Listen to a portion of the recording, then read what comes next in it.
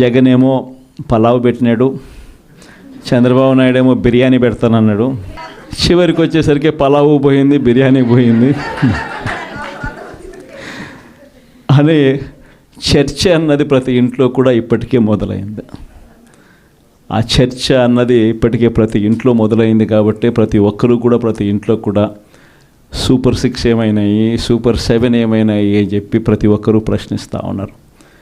ఒకవైపున ఇచ్చిన వాగ్దానాలు ఏవి కూడా అమలు కాకపోగా, మరోవైపున పూర్తిగా చదువులైతే పూర్తిగా దెబ్బతిన్న పరిస్థితులు కనిపిస్తూ ఉన్నాయి. విద్యా దీవెన పోయింది, వసతి దీవెన పోయింది, పిల్లలకు ఫీజు రీయింబర్స్మెంట్ కూడా అందని పరిస్థితిలోకి పోతుంది. ఇంగ్లీష్ మీడియం చదువులు అటకెక్కి, టోఫుల్ అన్నది గాలికి ఎగిరిపోయింది. గోరుముద్ద అన్నది రోజుకొక మెనూతో పెట్టే పరిస్థితి నుంచి ఈరోజు అలాంటి గోరుముద్ద అనే కార్యక్రమం కూడా నీరుగార్చే పరిస్థితి లేకపోయింది. వైద్య రంగం తీసుకున్న అదే పరిస్థితి, ఆరోగ్య ఆసరా అటకెక్కింది.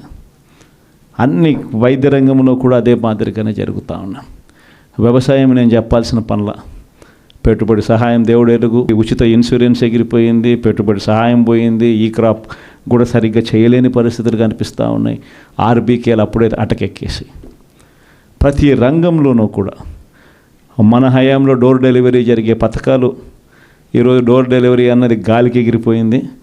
ఈరోజు తెలుగుదేశం పార్టీ కార్యకర్తలు ఇళ్లకు ఈరోజు అధికారులు పోయి అక్కడి నుంచి పంపిణీ చేస్తూ ఉండరు. ప్రజలు అక్కడికి పోవాలి, 2 నెలలు అక్కడికి పోకపోతే కనుక కట్. ఇప్పటికే 1,50,000 పెన్షన్ ఇప్పటికే కటింగ్ అయిపోయినాయి. ప్రతి అడుగులోనూ కూడా ఇదే జరుగుతూ ఉంది. కరప్షన్ గురించి నేను చెప్పాల్సిన పనుల మీ అందరికీ తెలిసిన విషయమే. Please subscribe .news.